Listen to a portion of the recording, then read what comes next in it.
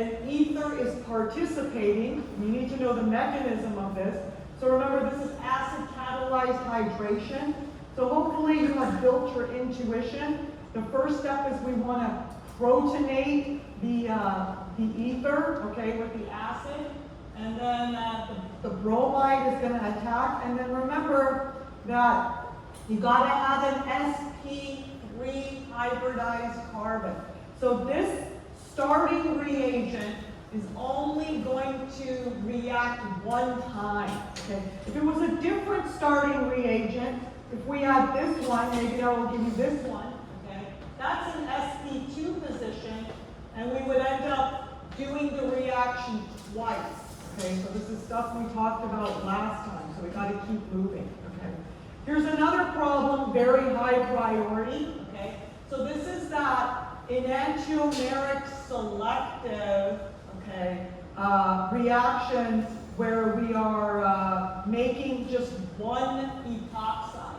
And I told you how to do this. Okay, that's where we draw the box. Don't get distracted if it is a circular alkene. So in this alkene, okay, so remember, just don't get distracted. So the first thing we have to do is we have to put this thing inside of a box. Just ignore that it's a ring. Okay, imagine that ring is not there. So remember, the rule is you want the OH group in the upper right-hand corner. So this just happened to be in the correct orientation. Okay, but if it wasn't, remember, just you can gauge what the vanilla carbon is doing to figure out what's going on.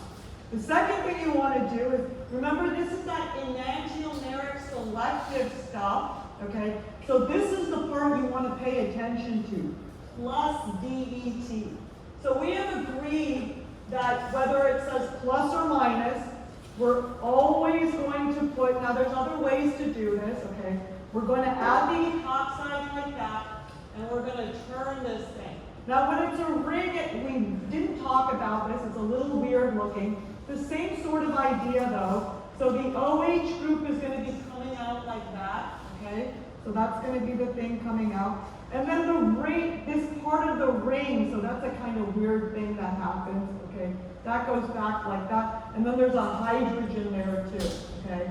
So that's the plus DET, okay? But remember that we want the minus DET, okay? So that's why we want to draw the enantiomer of that. That's the right answer, okay? Stuff we talked about last time, okay? So make sure you can do that problem. So that is a high priority. There's another example right there for you in the middle at the top, okay? That's a high priority problem, okay?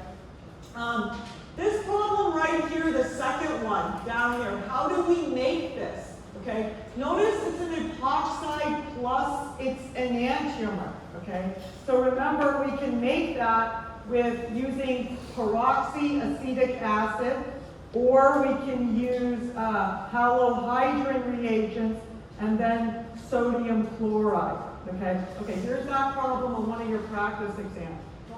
So whenever you see how do we make this epoxide, it says plus its enantiomer, think backwards, okay? So remember that should have been a double bond to start with, right? So that was a double bond right there. And remember we said that if something is cis to something else, okay, or syn to something else, it's conserved. So we started with a double bond where the isopropyl group and the methyl group were on the same side, and the ethyl group and the methyl group were on the same side. So that was the alkene that we started with. So we're thinking backwards.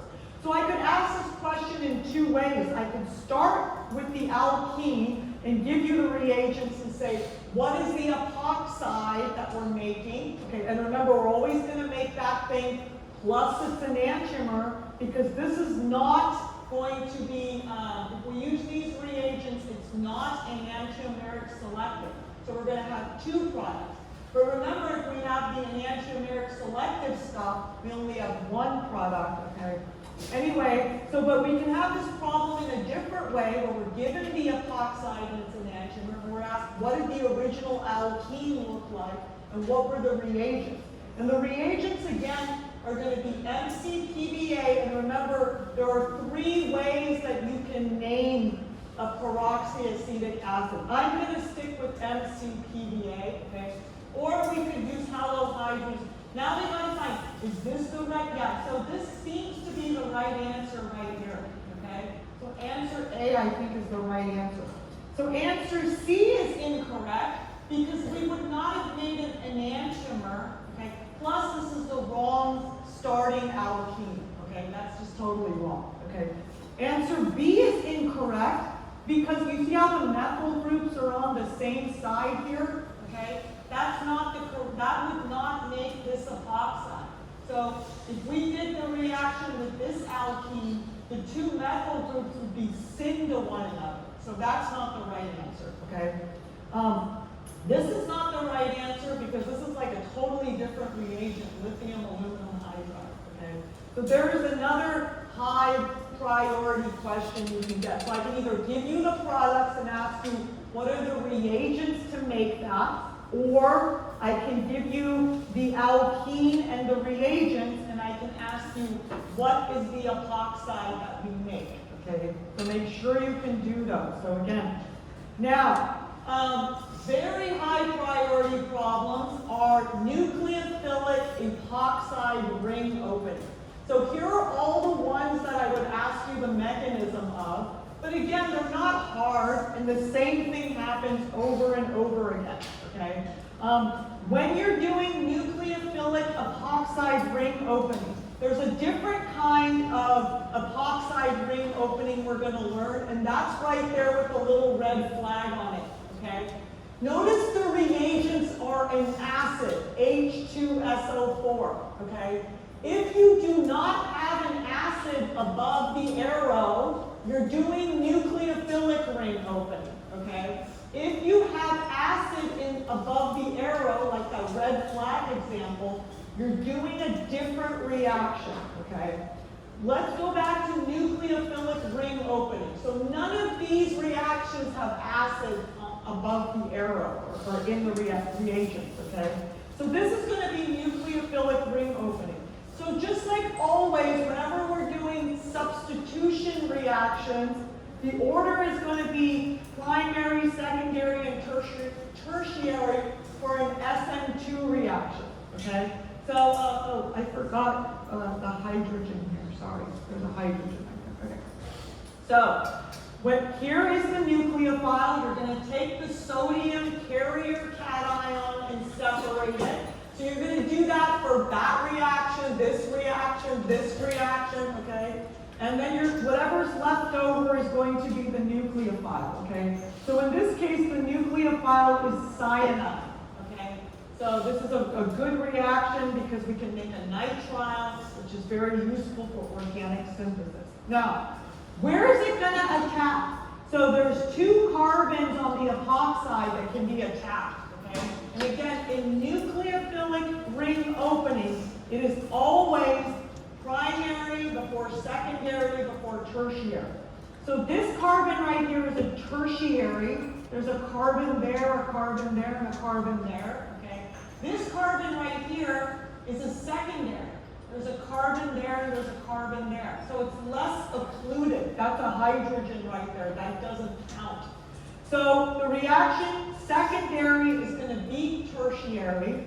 So when we attack, this releases and goes over here, okay? And we form a intermediate. Now, nothing has happened over here in terms of changing the stereochemistry, okay? So this particular example has stereochemistry issues, okay? So keep everything over there the same, okay? We have a negative charge on this oxygen, etc., okay? And then the second carbon right here, that's where the cyanide has attached. Now remember, because this is an SN2 reaction, and because the center is a chiral center, we're going to have an inversion of configuration. It's very easy to do. You're just going to take the thing that's sticking out in the front down here, the hydrogen. You're going to keep it in the front, but you're going to lift it above the thing in the back, okay? And that will invert the configuration.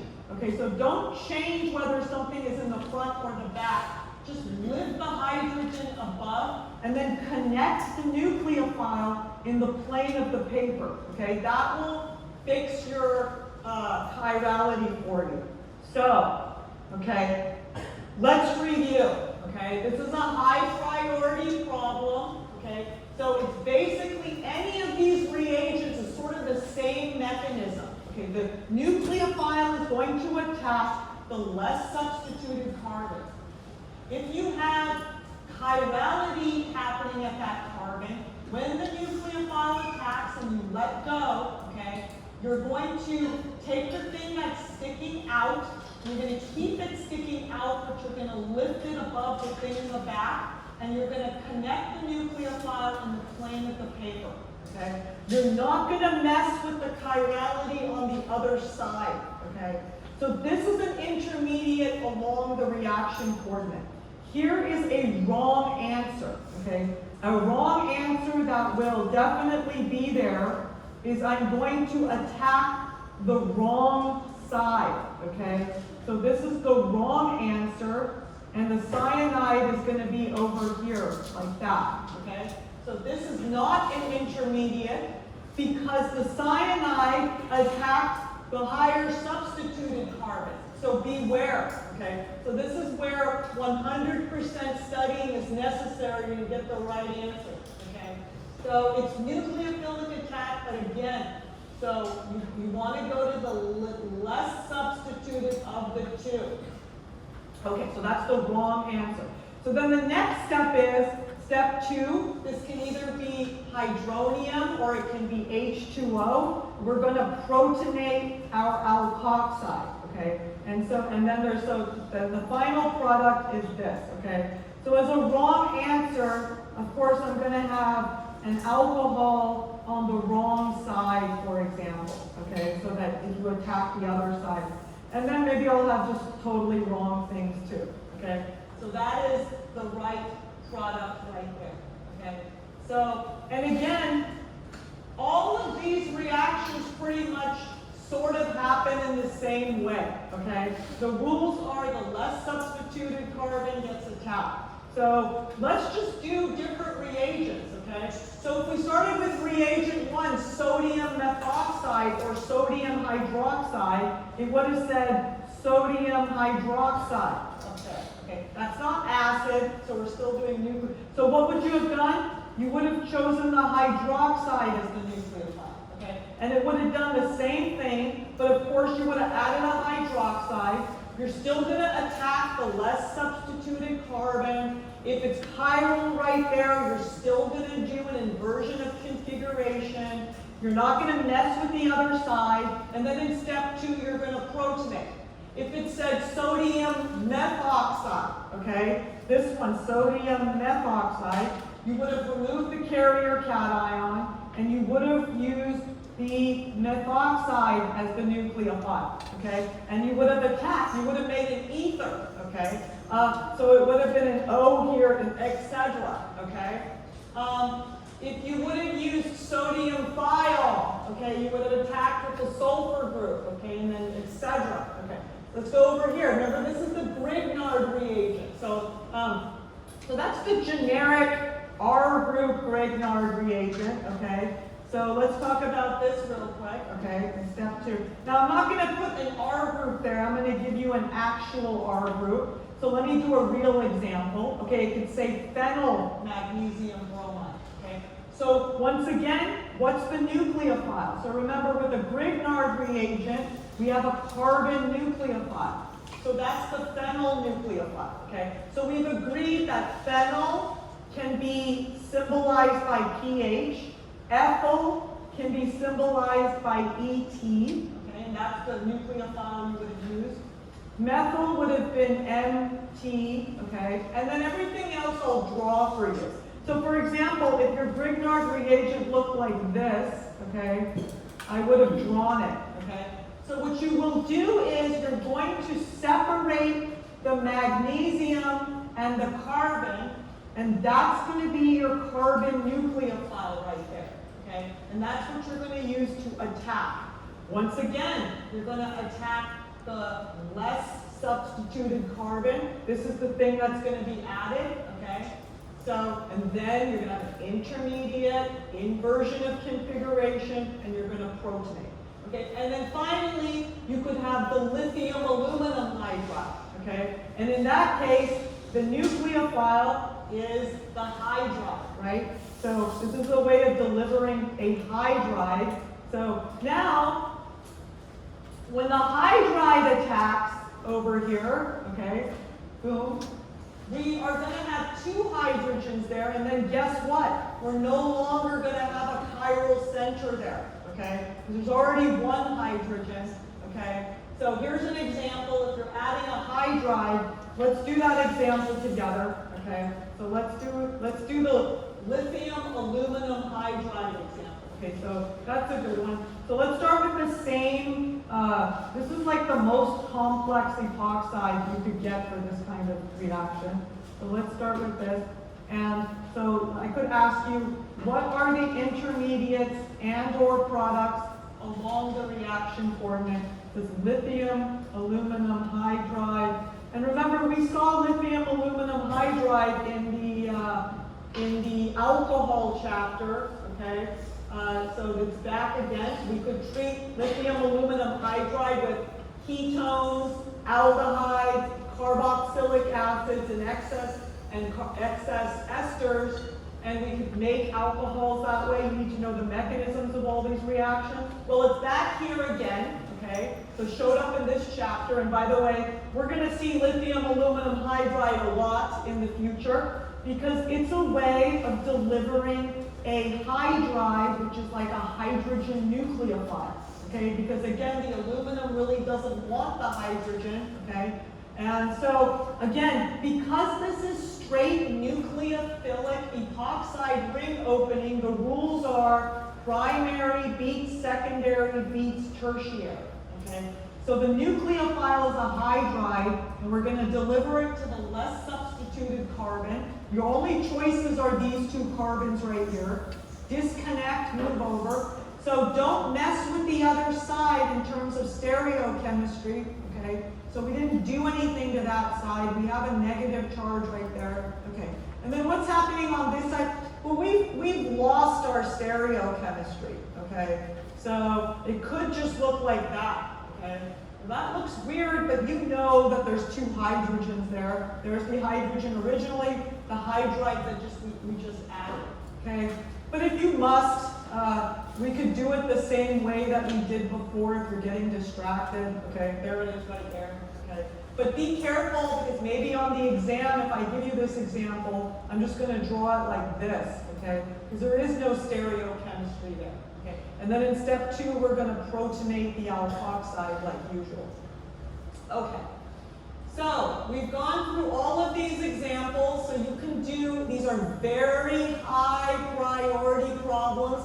That problem up there, okay, that's a Grignard reagent problem. That's straight nucleophilic epoxide ring opening. So it's like this problem right here, okay? So the nucleophile is a phenyl group. It's going to attack at this carbon right here, okay? That's going to open up. We're going to get an inversion of configuration. So the methyl group now is going to go above the hydrogen because that's the thing in the front. And then we're going to protonate, okay? Over here, we have straight nucleophilic epoxide ring opening, okay?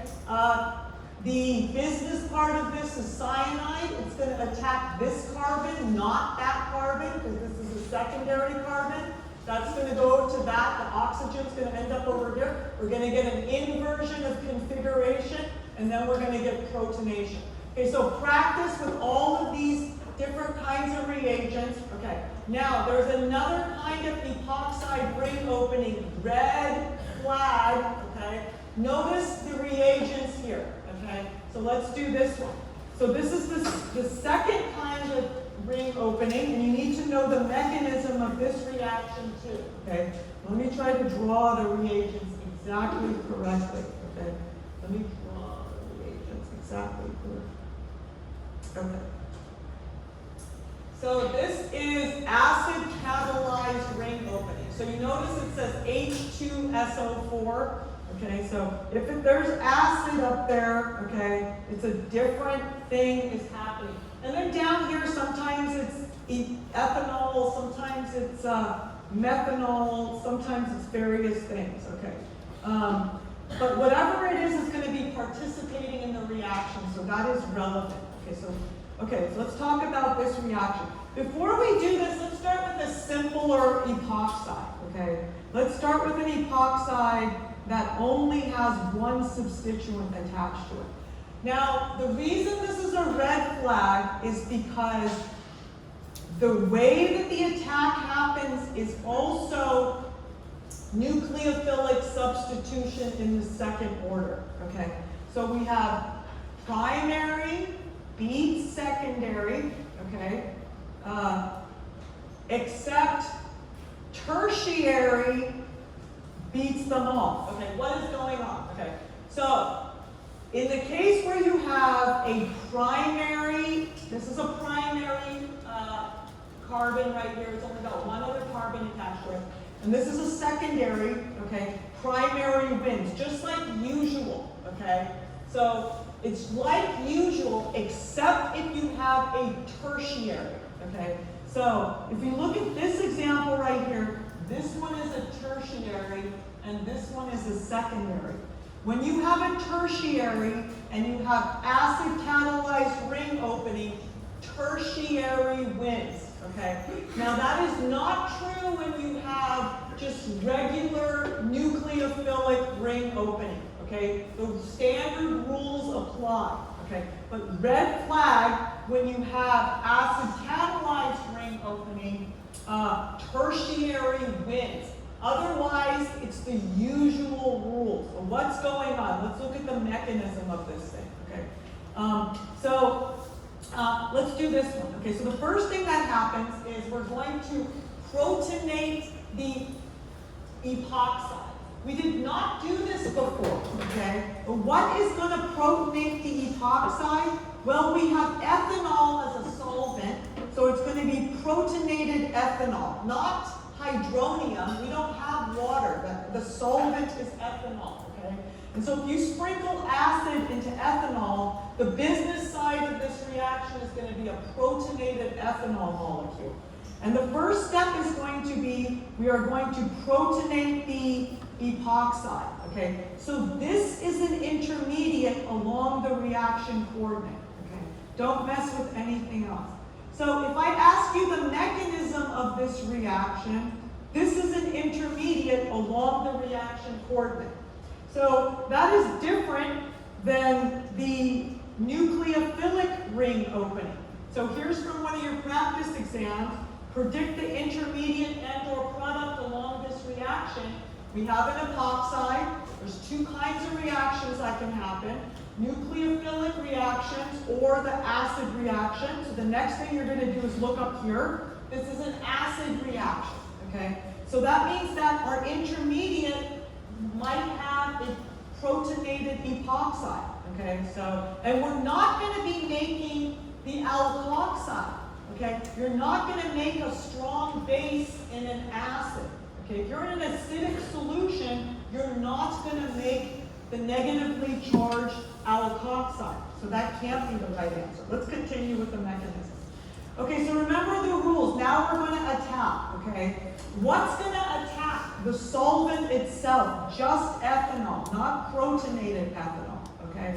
So there's the ethanol right there. And remember that this is a tertiary and this is a secondary.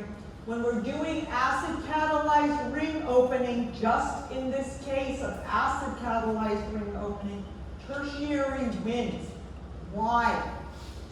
Because of hyperconjugation, okay? When you have acid in solution and you protonate the alkoxide, this positive charge right here, which we don't have when we do normal nucleophilic ring opening, that positive charge can hang out in the available pi orbitals of this carbon's neighbors. Okay, we've seen this before when we talked about carbocation stability or radical stability. Whenever you have more available p orbitals or more substituents in terms of carbons, you have empty pi orbitals where the positive charge can hang out. Okay, so what that means is it makes this carbon electrophilic. Okay, so even though there's mechanical strain, as we know, because this is still happening through an SN2 reaction, there's also this new force of electronic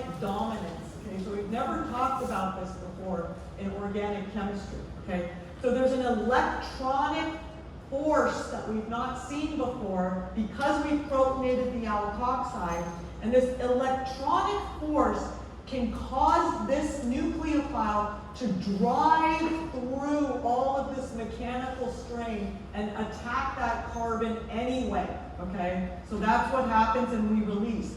So let's carefully draw. Now we're still gonna get an inversion of configuration. When we draw the inverted configuration, it's gonna be the same rules as before, okay? There's this thing that's coming out in the front is gonna stay in the front, but it's gonna go up like this, okay? The thing that's in the back is gonna stay in the back, okay? And then the thing that we just attacked is gonna be added in the plane of the paper. Now, when we're doing the mechanism, we don't wanna lose track of any protons, okay? So that ethanol is still protonated, okay? And then on this side, when we release this oxygen, the oxygen already has a hydrogen on it, so notice that it has no charge now. Okay, we took the electrons and we put them on this oxygen, so it became neutral. Okay, and then we're not going to mess with any of the stereochemistry on this side because we didn't do anything on that side. Notice this intermediate has no negative charge. Okay, though that's not an accident. We're in acid. So if you're in acid and if you're doing mechanisms and you find yourself making negative charge alkoxides, you're doing something wrong, okay? So if we look at the practice exam, some of the intermediates have a negative charge, so those can't be right, okay? So you can kind of rule out some answers that way.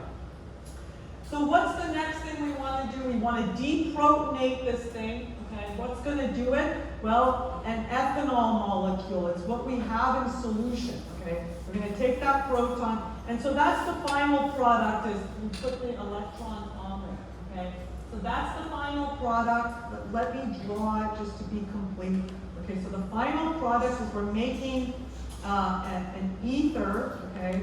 So, and on this side, it's an alcohol, and then the hydrogen is there.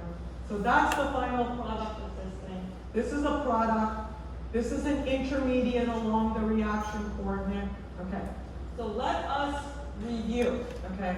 So, you have two general kinds of reactions that involve epoxides. Okay, both of them are ring opening reactions, okay?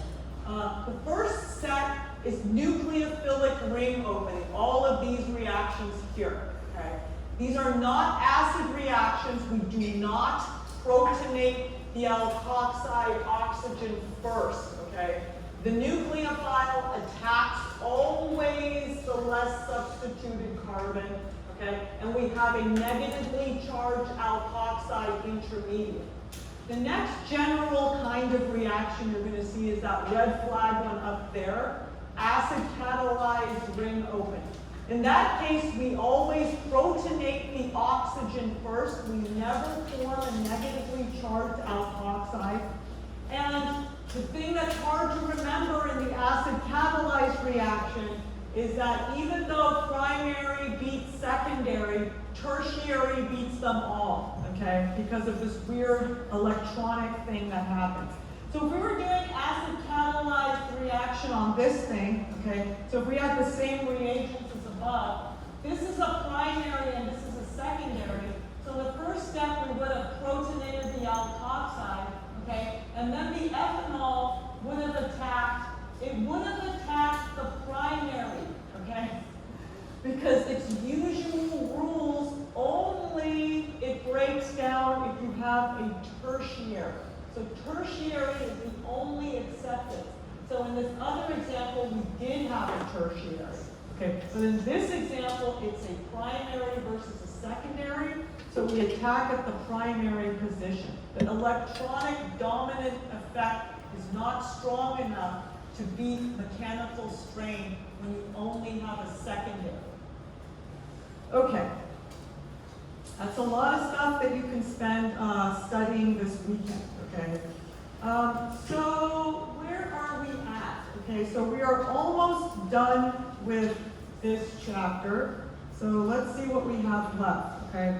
Before we move on, I told you that epoxides are incredibly reactive, and they can also be made from high energy reactions like fires and stuff like that. So when there's fires and when you're smoking, okay? So the epoxides are made from cigarette smoking, okay?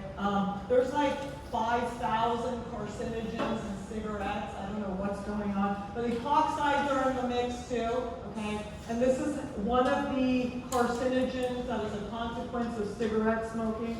And so a carcinogen often results in a mutation in your DNA. And if you get enough mutations, if you get enough of the most unfortunate mutations, okay, you can change one of your cells to go rude, okay, and it can just start replicating uncontrollably and it becomes cancer. And so this is one of the epoxides that's formed from cigarette smoking. And this is guanosine, G, on our DNA, in our nucleic acid, okay? And it's got this nucleophilic nitrogen amine right there, which is very problematic, okay? And it can attack and do a nucleophilic ring opening and then covalently bind to this carcinogen. And then you have a mutation, and the DNA can't replicate correctly, and it might code for an aberrant protein that is supposed to like stop cancer, and now cancer is spreading, okay? But you need a lot of mutations to get cancer, okay? But that could result in, on the road to getting more and more mutations. So this chapter also includes stuff about thiols and sulfides, and we'll get back to some of these things in a future chapter too.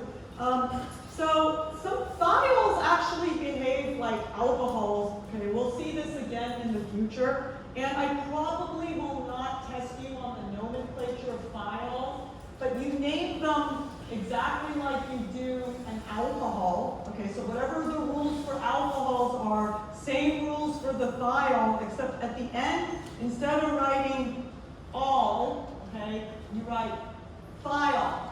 Okay, that's it. All right. So the nomenclature is not hard. Okay. Now, thiols they have a low energy in terms of becoming oxidized. Okay. So it's not hard for them to become oxidized and form covalent bonds and then become reduced. Okay.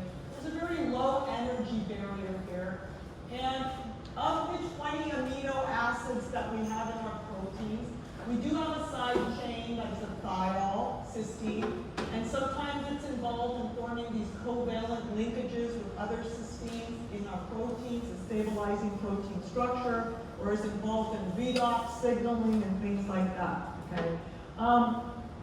So again, some very little bit of information that's being offered about thiols and sulfides at the very end of this chapter, only because they behave a lot like alcohols and ethers. In fact, we're going to be learning reactions in the future, okay, that once we learn the mechanism for how the alcohol does everything, it's exactly the same for how the thiol does everything. And you can actually do it pretending it's an alcohol at the end, go back and change everything to an S, okay? So here are some information about sulfides, analogous to ethers, okay? And we name these analogous to ethers as well, okay? So remember that the ether, the side that's smaller is called the epoxy. Here, the side that's smaller is called instead of a methoxy as an ether would be called, the sulfide is called a methyl thio. Okay, it's just a slightly different name, but you do the naming the same. Okay, it's just a substituent, just like an ether, smaller side chain is a substituent, etc. Okay, so not hard. And we can oxidize sulfides, and we have reagents where we can oxidize them all the way, okay? So that would be like peroxide. Or we can oxidize them to a moderate degree and make sulfoxide, okay? So moderately oxidized sulfides are called sulfoxides, and if we went all the way, it would be called a sulfone. Okay, so probably will not test you on that, okay? Now there's also synthesis at the end of this chapter, okay? If I did ask you a synthesis problem, we will agree I will not resurrect anything from organic chemistry 1, okay? So for example, this problem is asking us how do we go from here to here, okay? And back to organic chemistry 1, whenever we have a plain alkane, the first thing we need to do is radically brominate it to activate it, okay? And then keep in mind, we're talking about epoxides, okay? So this product was probably an epoxide to start with, okay? And so if you radically brominate this thing, okay, making epoxides requires an alkene, and so in order to go from alkyl halide to an alkene, we can do an elimination reaction. We got to think about we want to use a bulky base or we want a normal base. Do we want to get the Zaitsev or the Hoffman product? We talked about this all when we talked about our synthesis chapter, chapter 11. Okay, and then once we get the double bond, we can make an epoxide. Okay, we can just use MCPBA. Of course, we're going to also be making its enantiomer. Okay, and then here we're going to use acid catalyzed ring opening. So methanol is going to be added to the tertiary position. This is a hard one, okay? But now you understand everything that's going on. I don't think I would do this to you on an exam, okay? So, but you understand that if methanol with acid catalyzed ring opening is going to attack the tertiary position, that's going to become the oxygen on this side, and there's the methanol at that position right there, okay? Let's see if we can find it. Okay, here's an easier synthesis, okay? If I had to ask you one, okay, it would be a very simple one where everything you learned has been restricted to this chapter, okay? Like this one, okay? So everything is in this chapter, okay? But how do we go from that to that? Okay. If everything in this is in this chapter, you're probably going to be making an epoxide, right? Okay? So I would be thinking, okay, let me make the epoxide, so MCPBA, okay? And then how do I go from this to this? Okay, so that's going to be one of these reactions, okay? So if I had to ask you a synthesis reaction, it's going to be only stuff from our chapter, okay? Probably going to be making an epoxide, okay? And you're probably going to be doing the ring opening reaction together, okay? And if all else fails, you could try each of the answers to see if it works. So if we had this, we could make the epoxide, okay? And then we could do nucleophilic attack with sodium cyanide, would add right here, and then this would be the product of that reaction, okay? Here's another synthesis problem. Now the book shows you from here to here, but if I had to give you this problem, I would start already down here, okay? So how do we go from this to that, okay? So try making an epoxide, okay? So you made the epoxide, MCPBA, okay? And then you're like, okay, what can I use in order to get an OH group over there and an OH group over there? Well, we could do nucleophilic ring opening with sodium hydroxide, okay? So very simple one. Oh, here's one where we're using, so this is incorporating chapter 12 as well, okay? So how do we go, oh, this is a cool one. How do we go from this to that? Okay, make the Grignard reagent, okay? And then we can attack an epoxide, and we can make this, okay? So even though maybe these are a little bit difficult, you can reason through them if you look at the answers, okay? So how do we go from this to this? Remember, it's multiple choice, okay? So you can always try. So we make a Grignard reagent, okay? Then we attack this aldehyde, okay? This is something we learned in chapter 12, and then we protonate. Okay, so number 1 is magnesium, number 2 is the aldehyde, and number 3 is protonation. So we can go there to there, okay? So, medium priority, okay? But it will be simple. Okay, we got to move on now, okay? So we talked about everything we're going to do. Next week, we're going to do a short review every day of the stuff we need to know for the exam on Friday, but we still have to keep moving on, okay? We got to finish chapter 15 next week too.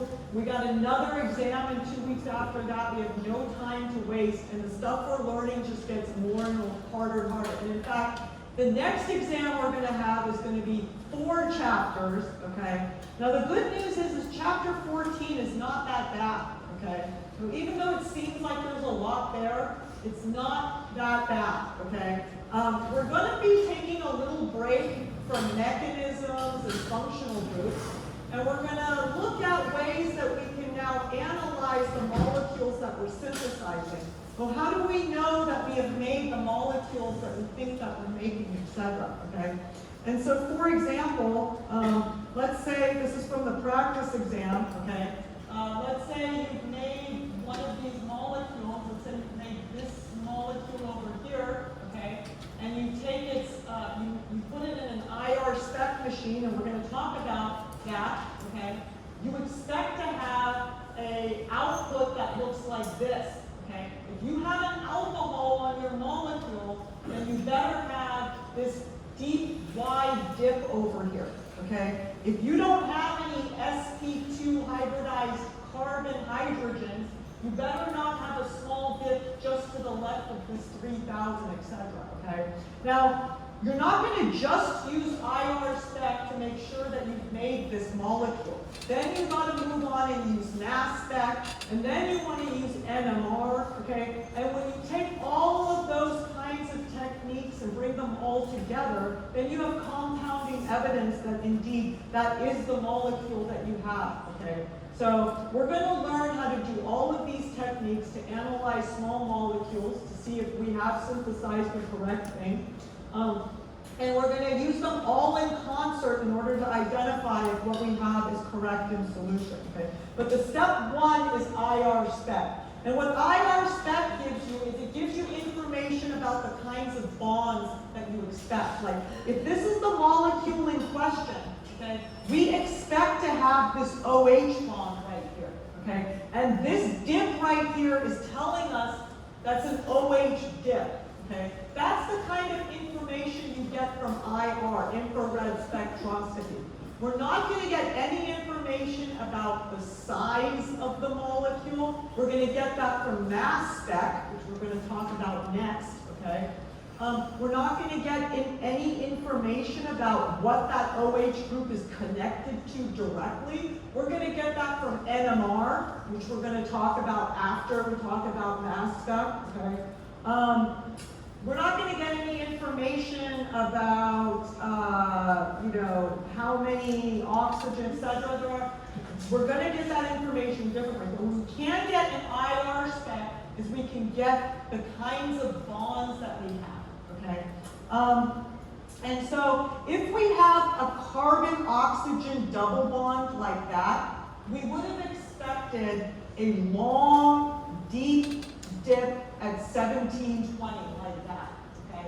So that's what we would have expected, okay? So if we synthesize this molecule here, we better get a long, deep dip at 1720. Otherwise, we don't have a carbon-oxygen double. So that's the kind of stuff, information we get from IR spec, okay? So now I'm going to explain what IR spec is, okay, as an introduction. And we'll continue with this chapter on Monday. And this chapter 14 is about IR spec and mass spec. Just a very general introduction to these things, okay? Okay, so let's start with the sun, okay?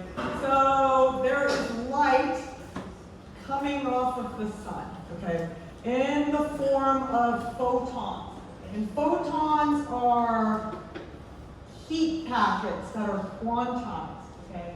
And all kinds of photons come off of the sun, okay? And a photon has a wavelength, all right? And so, for example, from crest to crest, This is the particular wavelength of a photon. And the sun emits extremely high energy photons that have a very small wavelength, okay? And those are things like gamma rays and X-rays. So if we look at the electromagnetic spectrum, the sun emits gamma rays and X-rays, and those have very, very small wavelengths, okay? And the wavelength is inversely proportional to the frequency. And the frequency is how many photons you get, how many wavelengths you get per unit time, okay? So when you have a very small wavelength compared to a very big wavelength, you get more photons per unit time. So you have a higher frequency, okay? So gamma rays are very small wavelength, very high frequency. And we go to the other end of the spectrum, we have the radio waves, okay? And radio waves are extremely big wavelength, okay? And very small frequency, okay? So when we go to gamma rays and X-rays, we're talking about wavelengths on the order of 10 to the minus 15, okay? When we go to radio waves, we're talking about wavelengths on the order of meters, tens of meters sometimes, okay? So this is the spectrum, okay? And then over there is the visible light, okay? That's like 500 nanometers or so, okay? And then UV is smaller than visible light, or like 200 or so nanometers, okay? And then IR is bigger than visible light, okay? So IR's wavelengths are bigger. Now, as the wavelengths get smaller, okay, and the frequency gets higher, okay, so does the energy, okay? So energy is also inversely proportional to wavelength. So gamma rays are incredibly high energy photons, okay? And then radio waves are the lowest energy photons, okay? So gamma rays are such high energy that if you had a beam of gamma rays, you just cut an arm off, okay? So they're very high energy. And X-rays will also cut your arm off. If you shot X-rays through your arm, then it would take like a day or two, and your arm would fall off, okay? And so the smaller the wavelength, the higher the frequency, the higher the energy, okay? So UV light is higher energy than visible light. And that's why you want to wear sunblock when you go outside, okay? So UV is high energy photons compared to visible light. And so it has high energy. It can do things. It can mutate your DNA. It can move around electrons, etc. Okay? And then we have the visible light. And then we have the IR. Okay, so IR is low energy. Okay? So UV is high energy. Visible is medium, and IR is low energy. So as we go from gamma rays to radio waves, we're going from very high energy photons to low energy photons. Okay? So that's relevant for what we're going to talk about. Okay. And so we use this electromagnetic spectrum in chemistry. We use different parts of it for different reasons, okay? So if you've ever worked in a chemistry lab, you would have probably used the UV photon range or the visible photon range as an X-ray crystallographer. When I was in graduate school and beyond, I used the X-rays photons, okay? We're going to be using the IR photons when we talk about IR spectroscopy.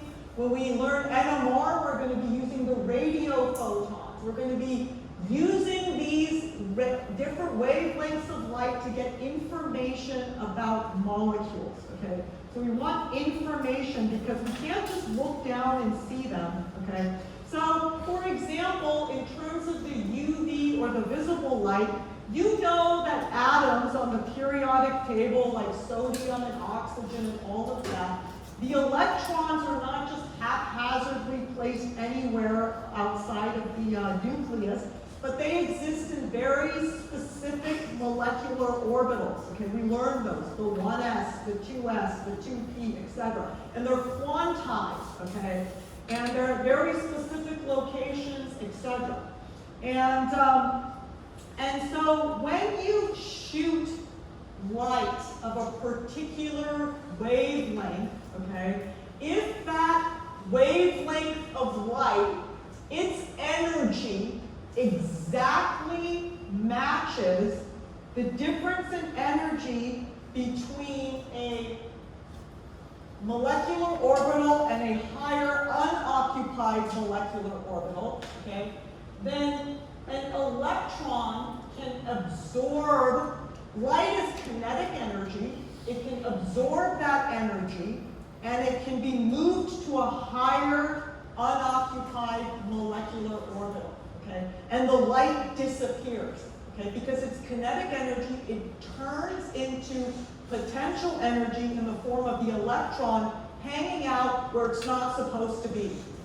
And sometimes the electron will move back down to its ground state and the light will be emitted again, okay? Sometimes it's released in heat, okay? But the point is you can shoot light, and if again the wavelength of that light exactly matches the energy of the transition between these two molecular orbitals, you can excite an electron to a higher energy molecular orbital and that light will disappear. Now this energy of transition is unique for each kind of atom, okay? So you can shoot light at nitrogen, okay, and it will have an absorption spectrum that might be different from the absorption spectrum of oxygen gas, etc. Okay? So we can get information about the kind of molecules and atoms and stuff we have in atmospheres and samples and test tubes by shooting light at it and then looking at the light coming out on the other side. What has been absorbed? Oh, light at 450 nanometers is absorbed. That's exactly what we would expect for nitrogen gas,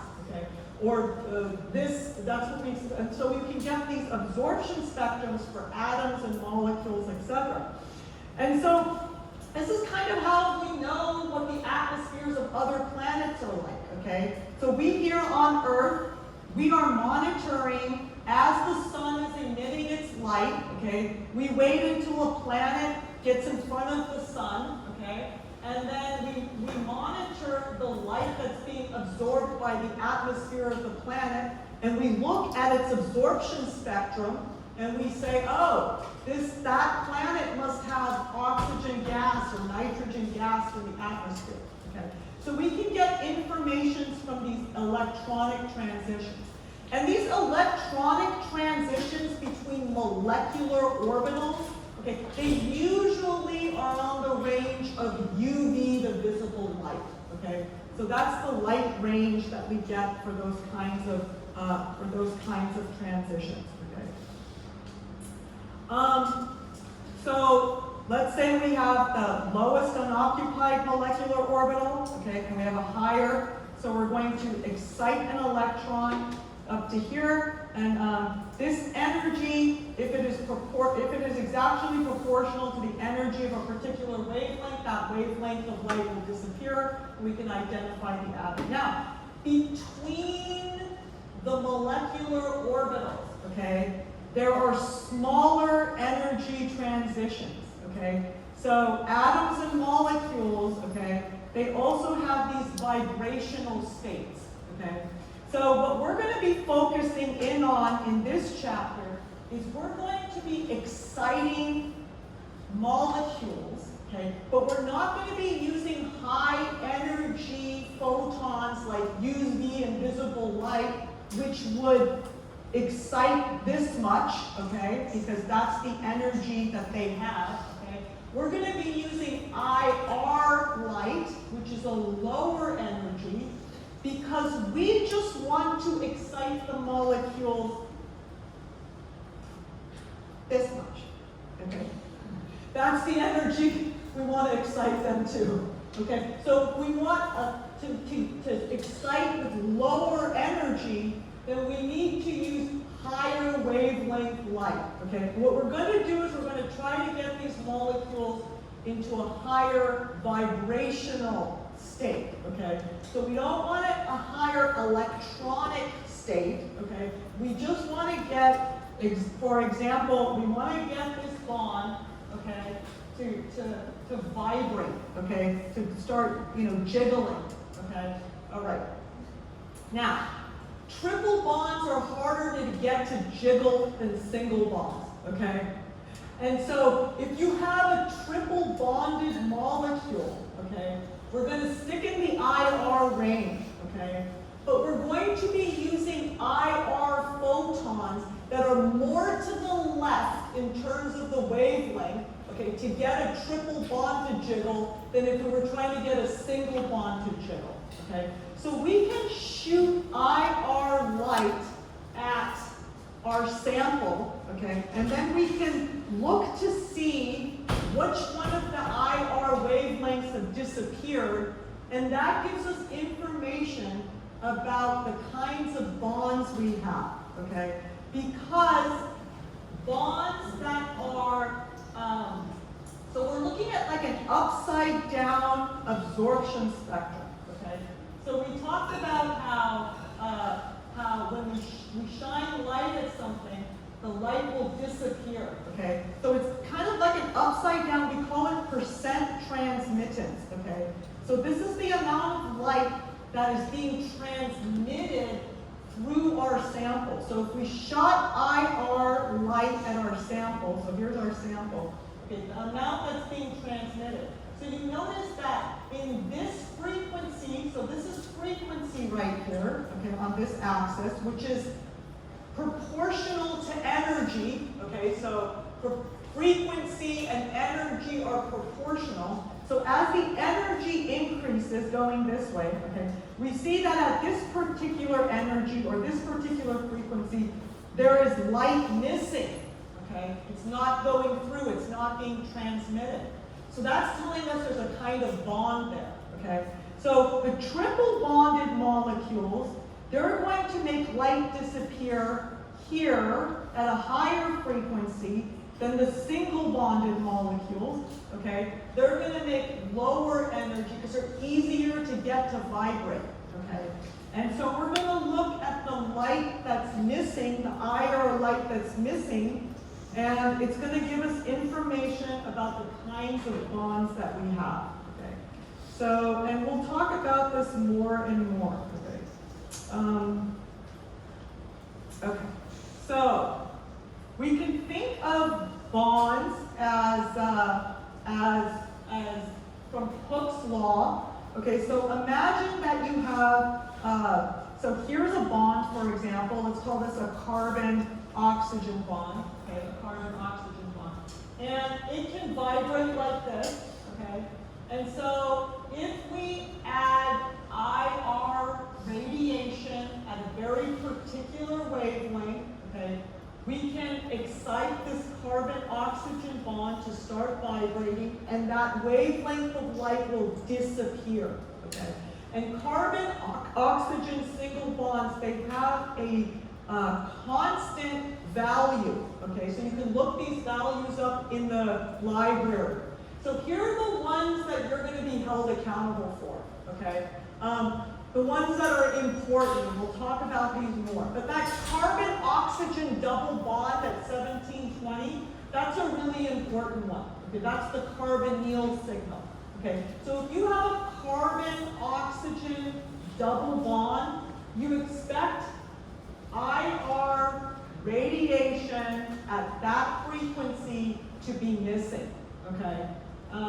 And so that tells you that that's there. So that's the kind of photons that you need in order to get that thing to start stretching. Now the kind of vibrational loads we're going to focus in on are the stretching, but there are different kinds of vibrational loads, and they resonate at different frequencies, and we're not going to focus on that, okay? So these vibrational things, they follow a very simple but modified form of Hooke's law, okay? So what we're saying is that when we're going this way across, okay, our IR spectrum, so this is an increase in the frequency or the energy of the IR light. So we're using IR light only. But IR light itself has different wavelengths, okay? So as we are increasing the frequency of IR light, okay, so that means we are going this way across the IR spectrum, okay? The wave number is increasing, okay? So instead of using frequency directly, they report it as wave number, which is frequency divided by the speed of light, okay? It just makes the numbers easier to handle, okay? But you can just think of it as frequency, okay? Or energy, okay? So you need higher IR energy photons in order to get things that are harder to vibrate, okay? And the rules of vibration fall under Hooke's law, okay? So let's look at that, okay? So it's harder to get something that has a triple bond to vibrate than it is something that has a single bond, okay?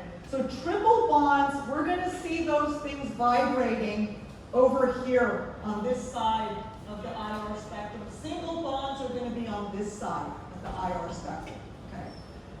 Because you need higher energy IR radiation to get a triple bond to vibrate, okay? And here's the Hooke's law equation. Now, I'm never going to ask you to calculate anything, okay? But let's just look at it for a second. So this is the wave number is proportional to F, and F is the bond strength, okay? So as F gets bigger, like you go to a triple bond, then the frequency gets bigger. You see how this is in the numerator? It's directly proportional to the wave number. So F represents the bond strength. So you have a single bond, it's small. You have a triple bond, it's bigger. Okay, so then your wave number gets bigger. Okay, but it gets kind of complex. Okay. Now, when the atoms are bigger, so this is where the complexity starts to come in, okay? Let's say you're comparing two things that both have double bond, a single bond, okay? They both have a single bond. It is easier to get when things to vibrate when the two atoms are bigger than when the two atoms are smaller. Okay, so here's where the complexity comes in, okay? So that means that when your atoms are bigger, that's easier. That means you're going to be down here more, okay? It's going to be easier. Well, think of it as you have a spring, okay? I made this spring just a second ago, okay? Imagine you have the spring and you put these two tiny balls on it, okay? Let's say we put these two balls on it right here, okay? Like this and this, okay? And you hold that spring and it's going to be like ding, ding, ding, ding, ding. Now imagine if you put two bowling balls on it, okay? It's going to be like, okay? So having two heavier things is going to get that thing to vibrate easier, okay? Even though it sounds counterintuitive. So this is where the complexity comes in. So having more bonds is harder to vibrate where everything else is the same, meaning that the atoms on either side are the same. However, when you have the same bond, having bigger atoms makes it easier to vibrate, okay? And then, if you have a hydrogen on one side, and if you have an atom on the other side, that is the hardest to get to vibrate, okay? Because a hydrogen is like nothing. It's nothing, okay? So, the hardest bonds to vibrate are hydrogen bonds to an atom, okay? So, remember that the single bonds are the easiest bonds to vibrate compared to triple bonds. However, if you have a hydrogen, that's the hardest, okay? So that means that the hydrogen atom bonds are the ones that are at the highest frequency, okay? And that's where we see the hydrogen-oxygen bonds and the hydrogen-carbon bonds, okay? So single bonds are usually over here, except if it's to a hydrogen, And just imagine you have a spring, okay, and it's got basically nothing at the end, okay, and it's got something heavy sitting there. It's just going to sit there, okay. So, you know, you can, again, use Hooke's law to sort of think about these things to some degree. And so, we want to know if we have made this molecule, okay. So we're going to put it in solution, and we're going to shoot a spectrum of IR radiation at it, okay, starting on this side at the lowest frequency, the highest wavelength of IR radiation, and then moving to higher frequency IR radiation, okay. Oh, there's an IR spectrum right there, okay. And if we have made this molecule, we expect there to be a dip, an absorption at frequency 1720, okay? So that's the constant value for a carbon-oxygen double bond.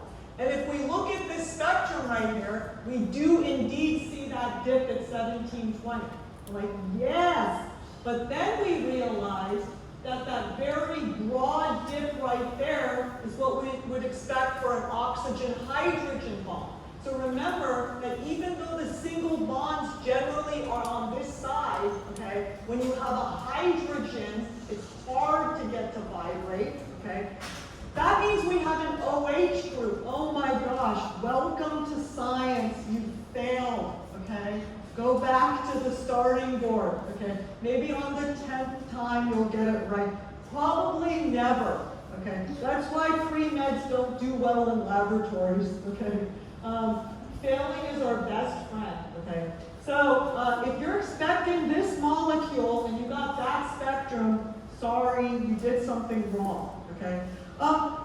However, that spectrum is consistent with this molecule over here, okay? So this molecule over here is a carboxylic acid, so we would expect a carbon-oxygen double bond 1720 dip, and we would expect to see the broad 3200 to 3600 OH group, okay? So you made this molecule, that's what you planned all along, right? Yes, I did. Can I write my PhD thesis now? Thank you. Okay. So that's the way it works, okay? Okay, so what else do we got?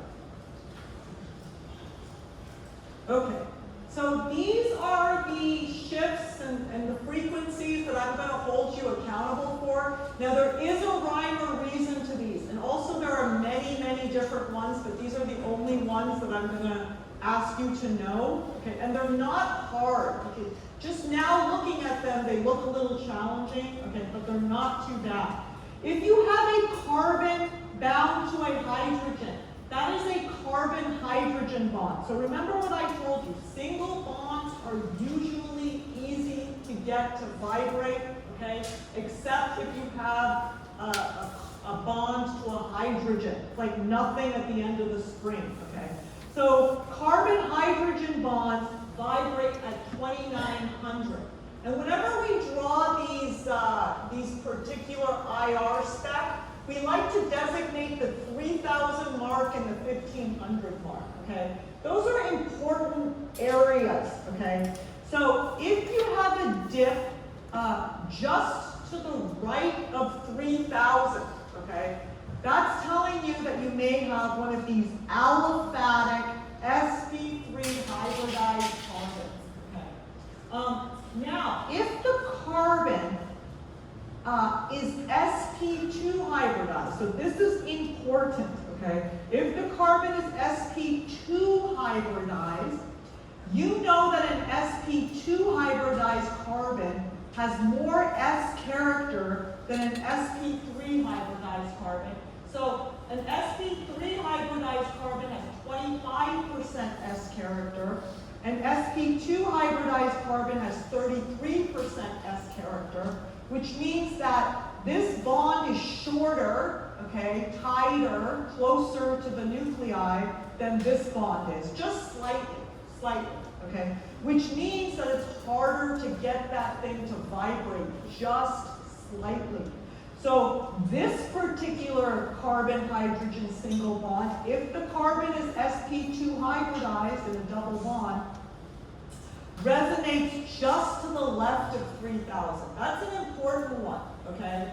So we would have expected a dip just to the left of 3,000. So let's look at this spectrum right here, okay? So you see at the 3,000 mark, we have a dip just to the left of 3,000, okay?